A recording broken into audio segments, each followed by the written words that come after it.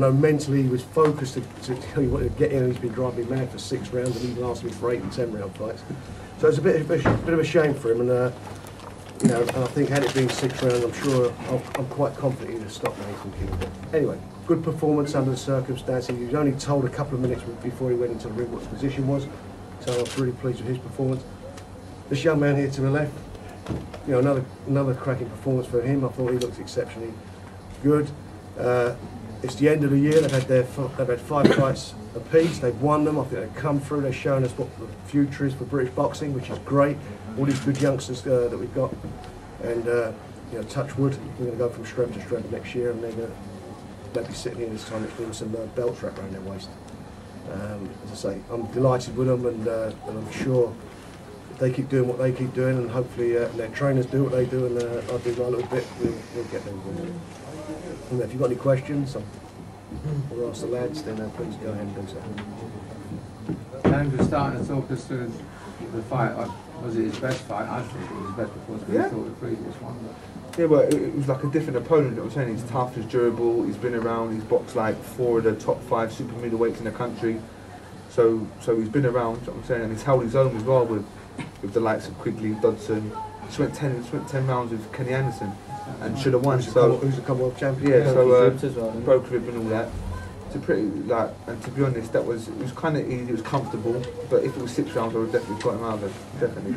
But I felt good in there. I was practicing things in like certain rounds and that. Yeah, I felt good. Can't wait to do it. I'm coming on now, nice, isn't it? I said I started. No, I'm just being honest. I started a bit shaky. I started a bit shaky, but I think my last couple of fights have been start shaky. Yeah, but I boxed against myself, and that my first fight. Yeah, but I think it's coming on fantastic. And they're good. They're really good for the game. I mean, these are good kids. They're small, they're just excellent for the game, for the sport. Go through yours, Frankie. How was yours? First round, everything was going to plan, kept him on the jab, and then in the third round, clash of heads. I thought I was caught, and knocked me off my game plan a bit, but I weren't. And then a few more clashes heads, and I just got to it. Barney was saying to me I was throwing too many single shots, and they're looking for big too many power and shots.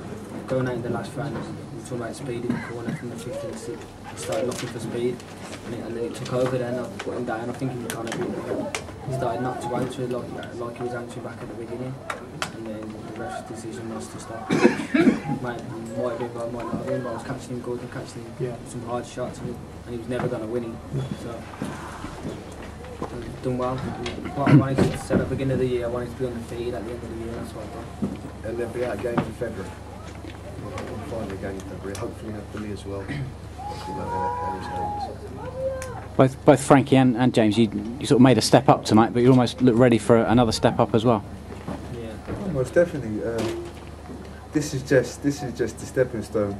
All this domestic stuff. This is just the stepping stone for where I'm going to go, because I'm going right to the top. So this is just a stepping stone, man. But yeah, definitely. Same to you, Frankie. Yeah, it's all gonna be hard, and there's a long way to go. But I've got the credentials to do it. I've got the right promoter, and I've got the right trainer. So as long as I keep my feet on the ground, keep training hard, there's no reason why one day I can't be where Amir Khan is now. Realistically, Frank, I mean, we're at the end of this year. Come the end of next year, where as I said, I really believe that they'll be champions. I'm not saying they're going to be. It's about world champions. I mean, they had 5 fights apiece, but I think all of them are capable of winning a title next year. I certainly think they'll all be boxing 10, 12 rounds, which is fairly, in this day, you look back over the years, you look at Alan Minters, the Kevin Finnegans. I mean, they fought 4 rounds, 6 rounds, 8 rounds, Southern area title fights. Before they even, they'd have 20, 30 fights before they fought for a title.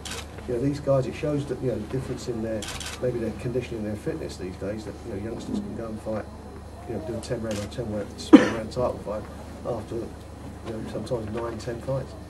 Sparky, probably going, against the Valued, who I don't think it was even, even at the class or the skill of Prescott or the danger of Prescott, his performance must be is 10 times better.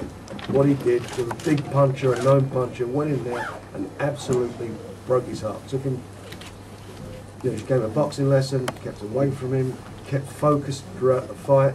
He used his brain. He showed that he's got another dimension that we've always said about him. You know, when he stops letting his heart rule his head, he can go out there and he can be good as anybody. And I think that fight's going to hopefully stand him in great stead.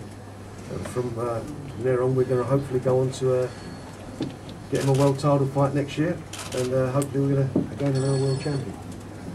Billy, were you surprised how disciplined you had to be? Sorry, Kevin. Were you surprised?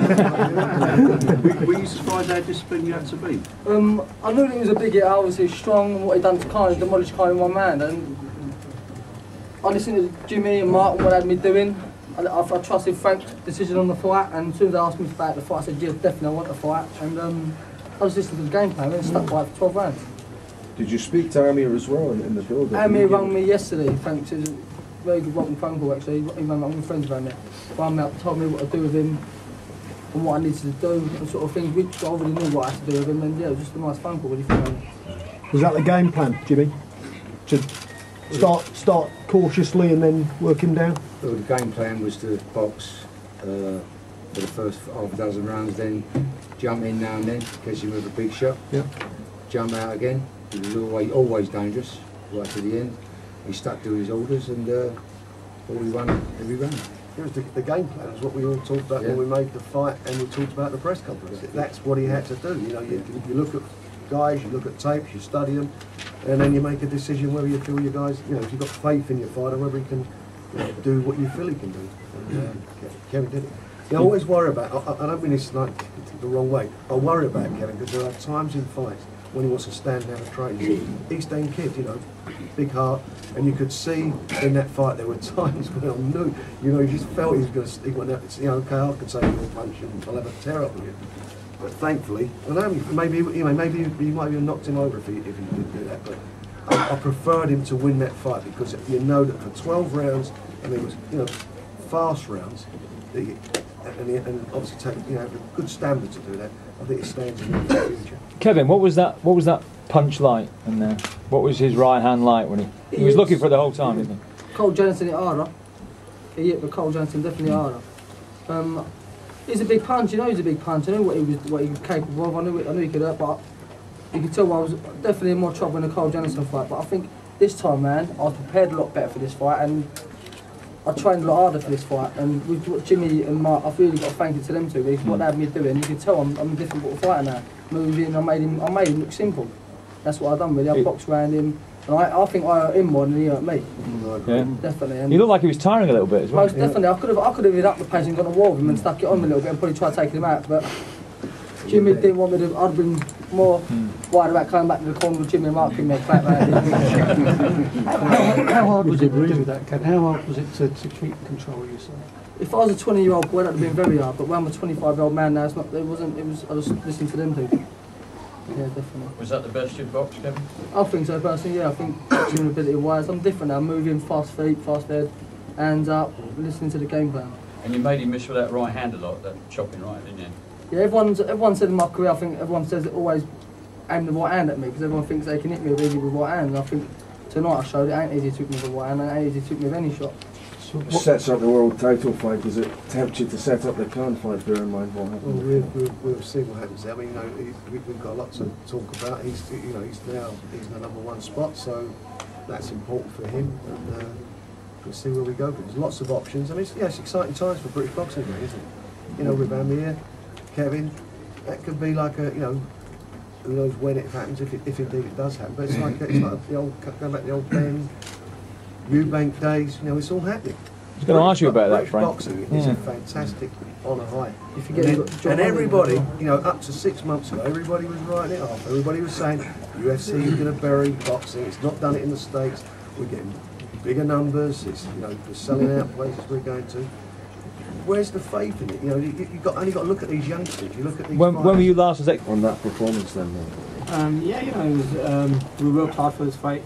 It was a 9-week training camp, and we stuck to a game plan, working on one strategy, and it worked for us in the fight. You know, we didn't go in the fight trying not necessarily hurt because, you know, we didn't make mistakes. But, you know, I have to say he's a very respectful guy. His team is very respectful, and I enjoyed the journey towards this fight because, you know, it was quite fun knowing there's someone there just like myself, you know, humble, down to earth, and we're both professional fighters. I'm sure he can come back and win a title in this division. Does it create a bit of an aura about yourself, a performance like that, do you sense? Yeah, we watched the Kotelnik fight and there was a lot of movement there, whereas if I'd sat down on the shots maybe that could have been a different fight, but with this fight, me, Freddie and Alex worked on power, sitting on the shots a bit more, and believing that I've got the power to finish people off, and it's just given me that bit more confidence, and to finish the year off with a good performance and keep hold of the title.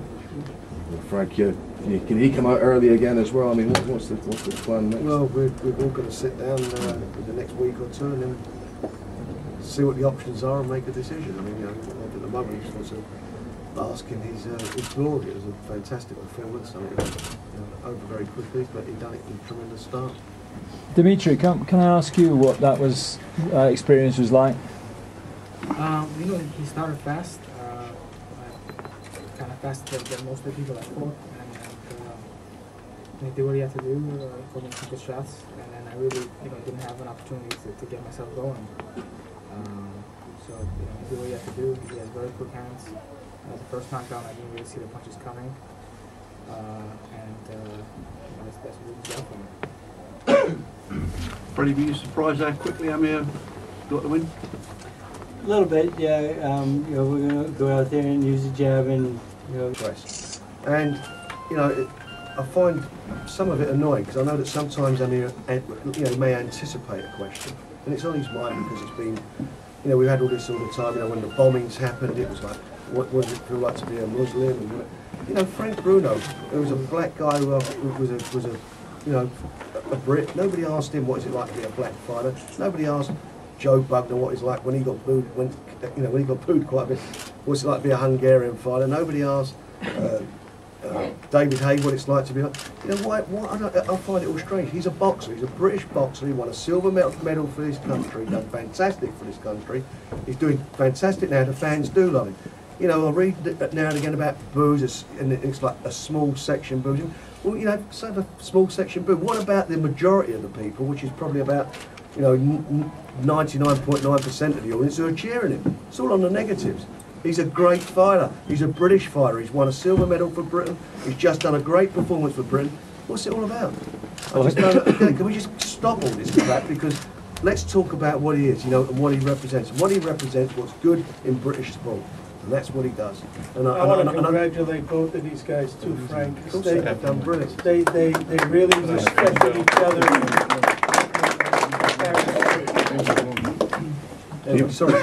You must have enjoyed it tonight. It was a great atmosphere in there. The reception was brilliant. Walking towards there was, it reminded me of fighting in Bolton. With the reception I get down there. The arena was 10,000 sellout. So about the Newcastle fans, they love a sports event, and especially with the football and everything. And I could hear them, when I was even in the changing rooms before the fight was announced, and they got very excited watching Kevin fight and win, and then I think he just warmed the buzz up, and once I went in, it was amazing and warmed up for me. It's hard to leave that behind, isn't it? Oh yeah, it is, and I didn't go in there try winning this fight in the first round. It was just it just happened, and it's one of them things where you get paid for overtime, and if you can. Congratulations, Congratulations, guys. It's your day in the summer. Frank, family around him. It can go on, I think, to probably do what I thought Naz was going to do. Naz was, it annoys me sometimes. You read some of the stuff about him with nothing. Naz beat everybody there was to beat in that division. For a particular time, he was the best featherweight on the planet, no doubt about that. And he just went, didn't put that he wasn't dedicated enough. But a great fight. Fred, how far up the divisions do you think you can move Amir? He's at the size to, in the height to go up to, middleweight type divisions, I think. But it depends how he feels out. Not everybody can take the punch and speed up with him. Pacquiao's he's a kind of a freak. He's going to take a lightweight to take that power. Because he takes the speed and power with him, but not everybody can do that. So we have to see as we go how he develops and how the power is and how the speed is. Because a lot of guys move up in weight and lose the speed, and the power you know, is not as strong. So it's really hard to say right now. But we're gonna play with the weight a little bit, and as we move up, you know, put the muscle on, and you know, he's 22. He's gonna fill out. He's gonna get bigger, and it's just a natural growing process. But you know, we're not gonna bulk him up and just put him on a weight system and do it on purpose. So because that's not the type of fighter he is.